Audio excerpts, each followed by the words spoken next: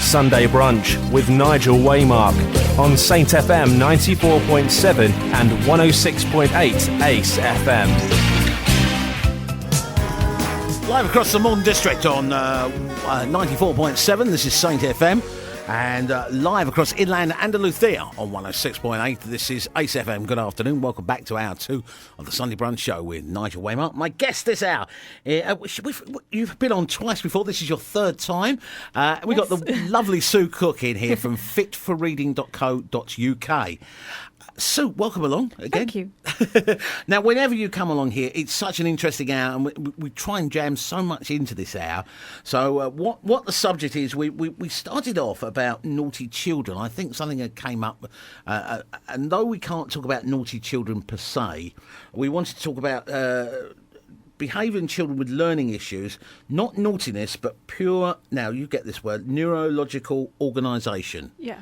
What's neurological organisation? Oh, that's just how their brain is organised. Right, so, okay then. So if we go through then and start then, some of the things that children might have with problems, shall I read these all out? Or yeah. Right, so if you've got a child who's not listening, following instructions, doing as they're told, how many do I know there? Poor writing or written expression, poor concentration, short-term memory or fidgeting, poor sequencing and sense of time, short attention span, head tilted, squinting, blinking, rubbing eyes, a messy eater or clumsy, a history of late crawling or walking, talking or bottom shuffling, or possibly freaking out in crowds or where there's noise and movement there. Okay, well, there's sort of some of the issues we've got. So this is what they call AD. Well, it's just anything, anywhere on the spectrum. You might have a child who's got those symptoms, who's dyslexic or dyspraxic or has autism or ADHD or any of those, or Asperger's. Right. So, yeah. So from there on then, so your course is designed to, for want of a better expression, to rewire their brain, isn't it? Yeah. And this is done with sort of like... Movement.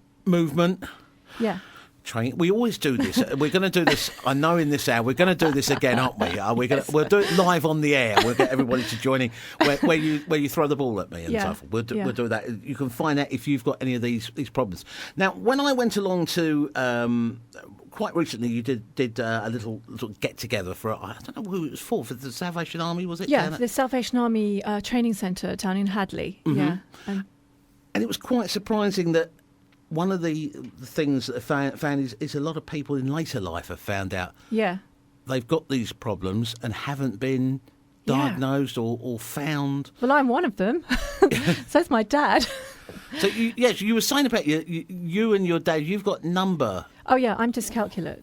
And I also have Erlen syndrome, so I'm light sensitive. My father has off-the-scale ADHD and all associated symptoms.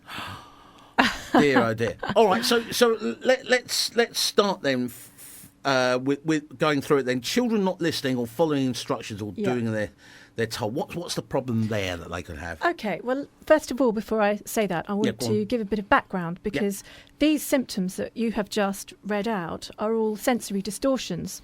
And they are usually a result of problems with the reflexes. Reflexes are automatic movements that we do, and there are lots that we have during infancy and childhood that serve their purpose and then are overridden as the brain matures. The brain is hierarchical, which means that the foundations and walls must be in place before the roof, which represents maturity really, can stay on. But in children with learning issues, some of the foundations or walls have not been built properly, so the roof can't hold up. So you get the learning difficulties. So the metaphor there is brain maturity, the foundations and the walls being nerve connections, basically. So in a global delay, many of the foundations are missing, whereas in a mild case of dyslexia, maybe the odd tile, maybe the odd brick. So you get the scale of the... I was going to ask that. Now, you can replace or repair the odd tile or sort of odd bit that's fallen down. But I mean, this isn't a miracle cure for like people who are sort of in the autism range. This program has been used for decades for autism, and it helps. But it's not a cure. Well, we have to avoid the word cure because that's just not really a good word to use. But what we can do is help a great deal with the sensory distortions by reconnecting nerve pathways that should be there, so the symptoms reduce. It's a complicated, as per ever, it's a complicated thing. All right, let's take a little break for the moment. And now, in this hour, you sort of we found out you're a bit of a rocker, Sue. Oh yeah, I'm a bit of a rock chick. It's true. So my secret's out. We've done a couple of tunes which we know you might like, and Thank you so much. Almost certain you're going to like this one. State FM 94.7 across Malden District and also on 106.8 Ace FM. Good afternoon, welcome along. It's Nigel Waymark with the Sunday Brunch. Playing, Motorhead. Thank you. And Girls' School, especially for you there. So fun. Got a bit of Free coming up next. Brilliant. So I think Thank you. Enjoy this. Now, before we go on, we're talking about children not listening, following instructions, doing as they're told.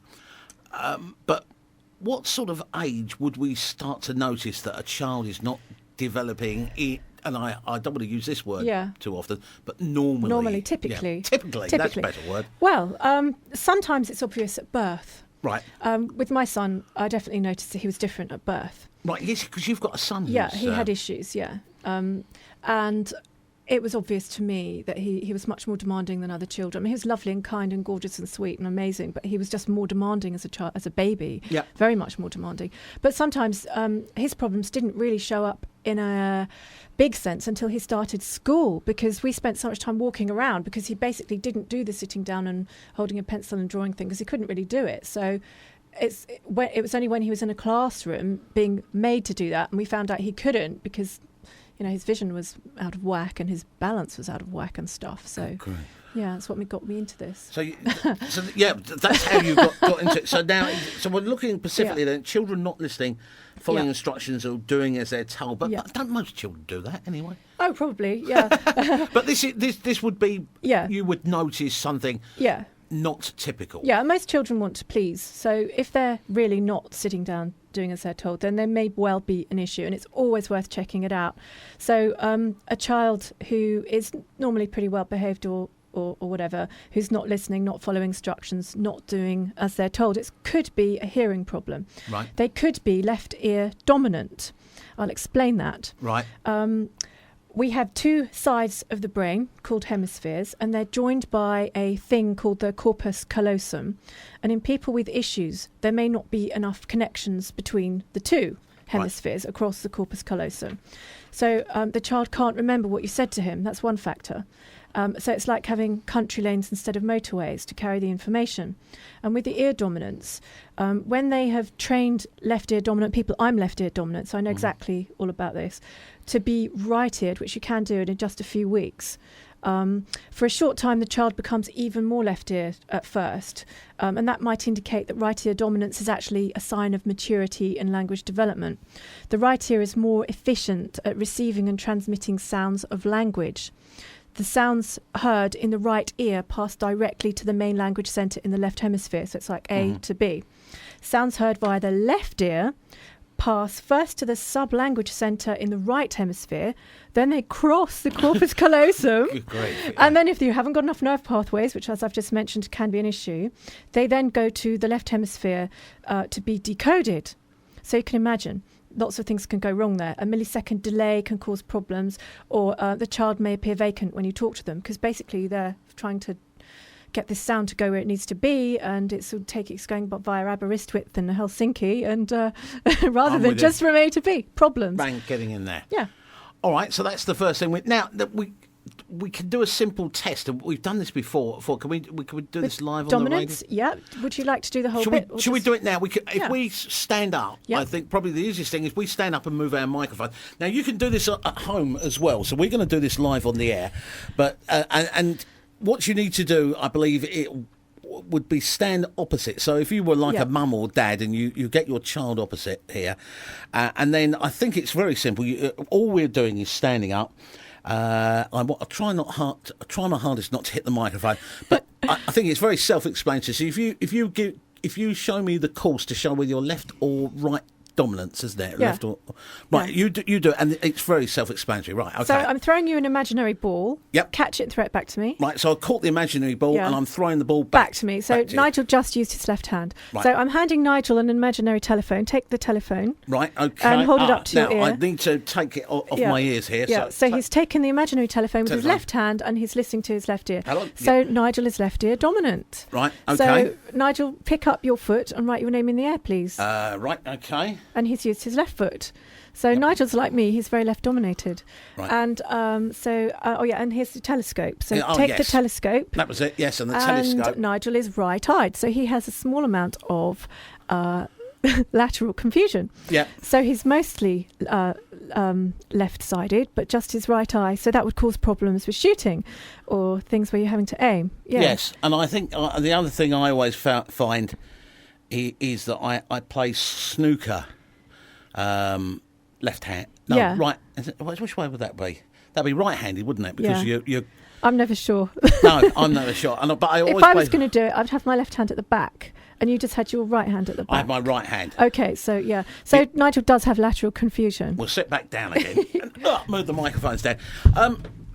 This is something I was watching this last night. Actually, this is something. I'm left-handed, Yeah, and me I've too. always found it very, very difficult to adapt. No, I've had to adapt to the right-handed world. Yeah. The only two things I cannot use that are left-handed. One thing that I can't use that right-handed people use is a potato peeler. Yeah. Because I have to scrape Yeah. towards me. Haven't you got a neutral one that's kind of U-shaped with a... We have, yeah, yes. 'cause We've they're got a good. neutral one around there. Yeah. And the thing I cannot use, that I've always been taught to use right-handed, I cannot use a left-handed one, Tin opener. is a tin Yeah, opener. tin openers are hard, yeah. The other thing I have to have is left-handed spatulas for when I'm cooking. And I got mine from the left-handed shop in just around the corner from Left-handed Carnaby Street, yeah. spatulas. Anything Oh, yeah. left-handed, yeah, they do some great stuff for us. Oh, dear. Yeah. I was watching a programme last night. It was on Channel 4, happened to come out, about the real King's speech. Did you watch? Well, we were going through this, actually, this talk I'm doing today. So we gonna actually- recorded it, but we didn't watch it at the time. All right. Do you want me to leave it for now, or... No, go for it. All right, well, I'll tell you, basically, it was very good. It was about the real King's speech. Yeah. And it was King George VI. It's the Queen's father, wasn't it? Queen's father, yeah. I Yeah. think it's King George VI. He was left-handed. Yeah, often goes with that. He It had sometimes goes with had a speech impediment. Yeah. But his father, instead of, in those days, it was a completely different thing. Of course, left-handed people in those days were told to write with the right Yes, hand. yes. And also, he was told, instead of, because he had a speech impediment, stop stuttering all the time. Yeah. And it was very interesting because even though he's the guy who taught him was an Australian Yeah. guy who came over there and taught him a lot, it never cured him, and he was always he was never bred to be like King of England as such. He was always just bred to be Duke of York, wasn't he? Second in command, so to speak, and he was never where his brother, who became the Duke of Windsor, was sort of a playboy and a sort of had all the sophistication and suaveness to become like the Prince of Wales and eventually the King. He was a very dour and very serious man. Very good. If you didn't happen to watch it, obviously it must We be recorded it. Yeah. do watch it. It was absolutely Yeah. brilliant. But there's one of the things what I was going to try and say is that, if a person is left-handed, we mustn't start No. making them use their right hand for anything. No, or anything. it's wrong. That's one of the symptoms is a stutter that can result from that. All right, it's Sane FM, it's 94.7 and also 106.8 Ace FM.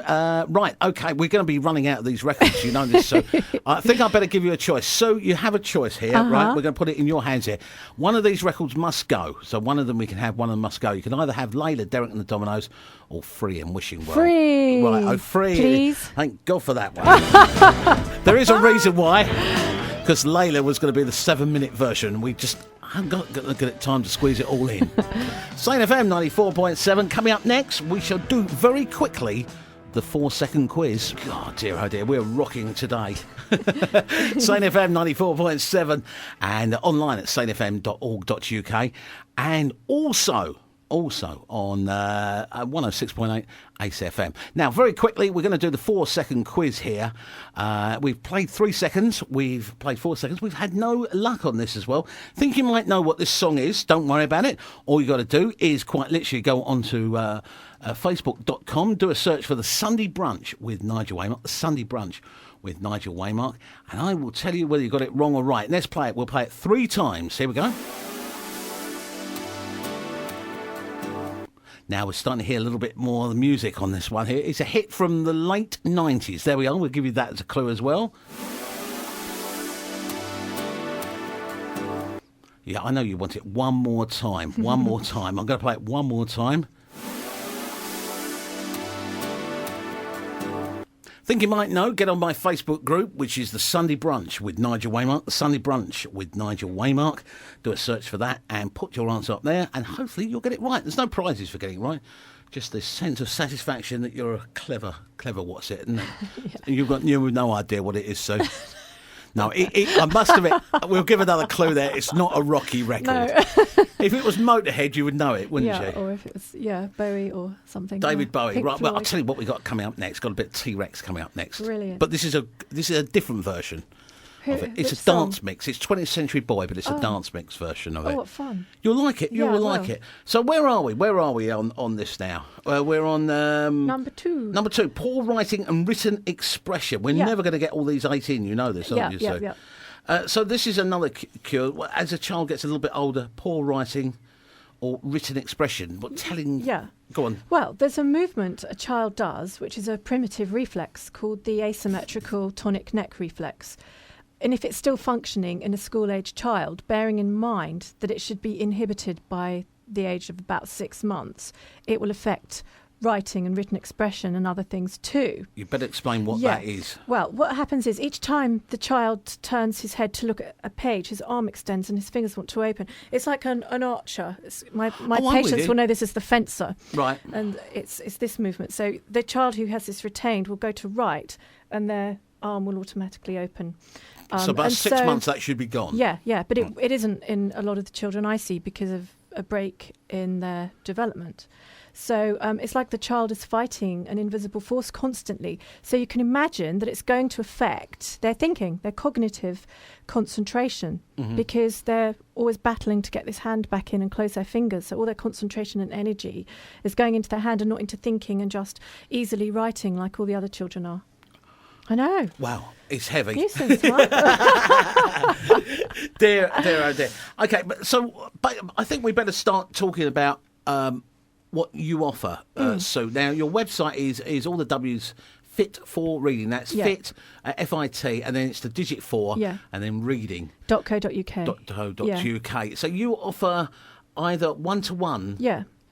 So you would ask the child and the parents to come and see you personally, or you do a course which you like. Is it in DVD form? No, it's on. They can print it out when they buy it from my website. So yes, quite right. So they come and see me as a private patient, and I will put them through the whole program myself, and they get lots of attention from me when they need it.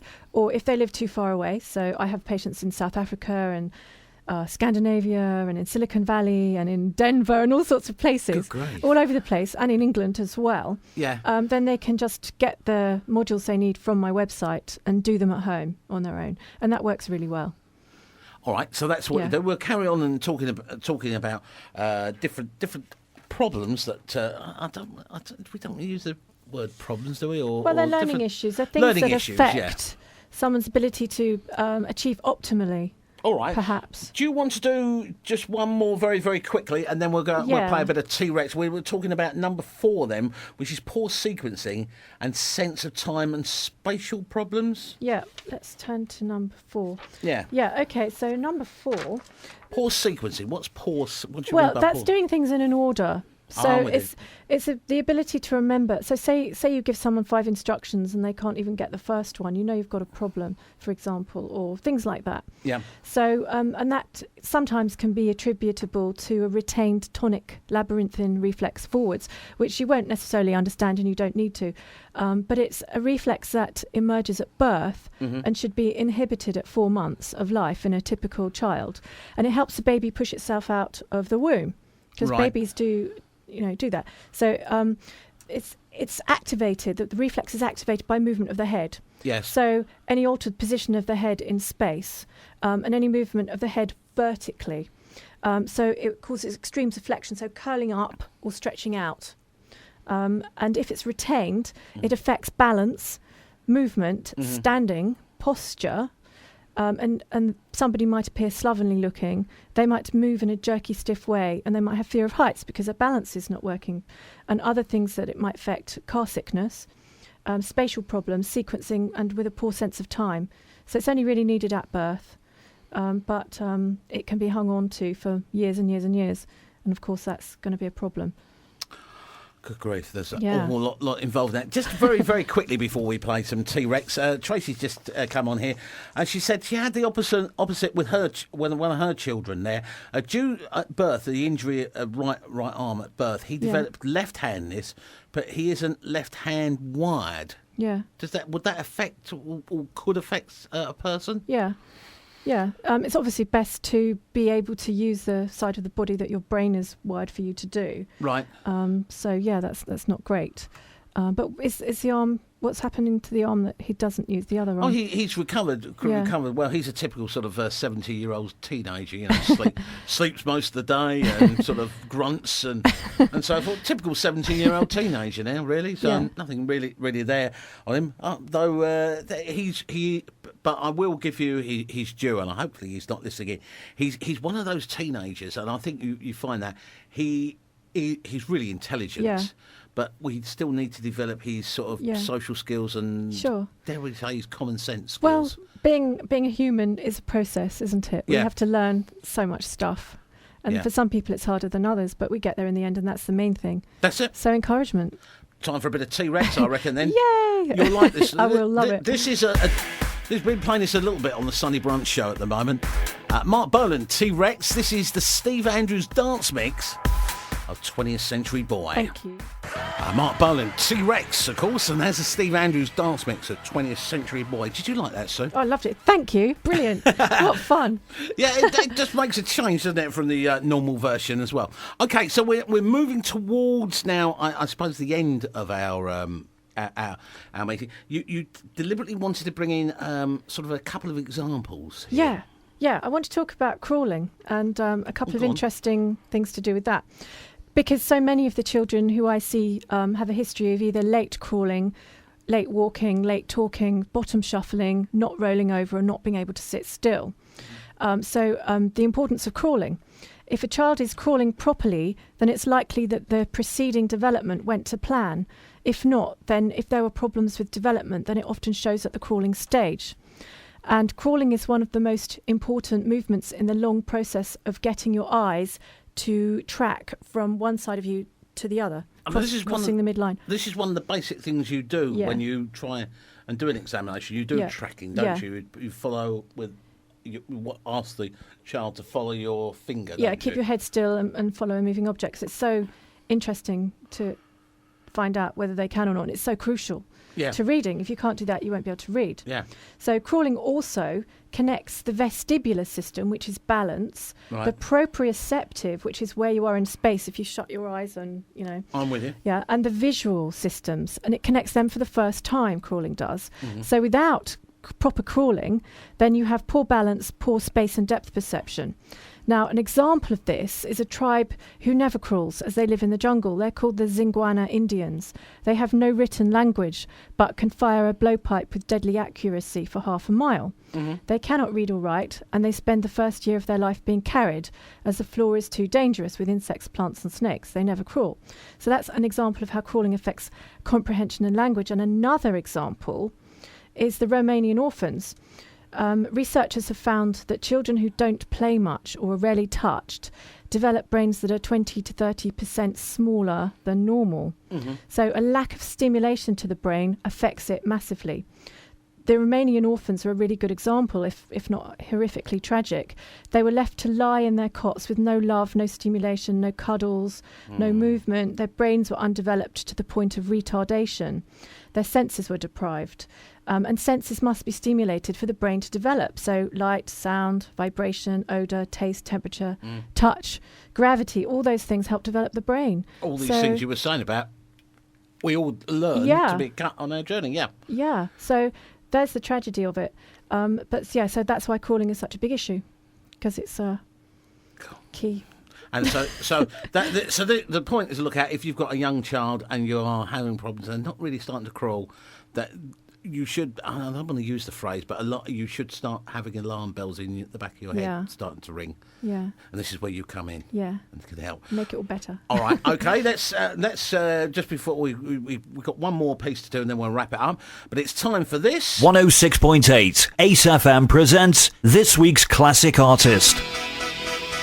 And this week's classic artist is just right up your street, Sue. Goody. Bon Jovi.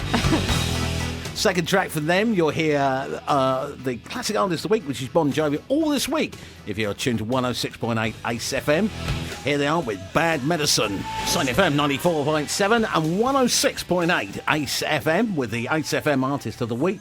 Throughout their career, they've released 11 studio albums, 3 compilation albums, and 1 live album. They're the classic artist of the week, all this week on 106.8 Ace FM. If you listen to Dave and The Big Show, you'll hear tracks from Bon Jovi. You like a bit of Bon Jovi, don't you? Yeah. Well, in a couple of weeks' time, Tracy and I are going to go and see the Bon Jovi Experience over at Basildon. So I know that being a bit of a soul boy, that this is a bit of an education for me, all this rocky stuff. Anyway, my guest today is Sue Cook from Fit4Reading.co.uk. We've basically got about 4 minutes now, Sue, to cram everything in that you want to finish off now. Right.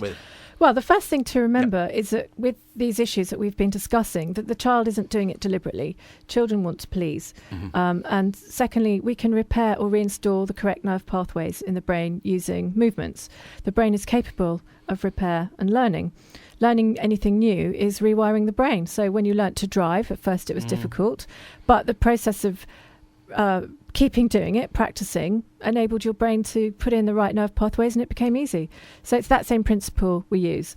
That's all based on science with nerve growth factors. But yours, but instead of like learning naturally, you are giving them help to learn. Yes, we're giving them knowledgeable intervention, because without knowledgeable intervention, these symptoms aren't going to go away. So we repeat the developmental stages that they've missed.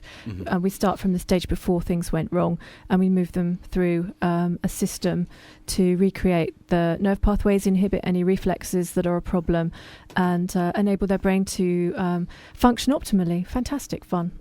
It must be very. It's awesome. But it must be very exhausting for you, mustn't it? Because it's I love it. Especially first follow-up when the child comes back after 6 weeks. And I had a little boy come recently who had real bad problems with his speech, and he came through the door and I understood every word he said, and it brought tears to my eyes. And I had another little boy who was mute and he could speak within a month all the time. It was just so moving. So yeah, I have the most incredibly moving, wonderful job.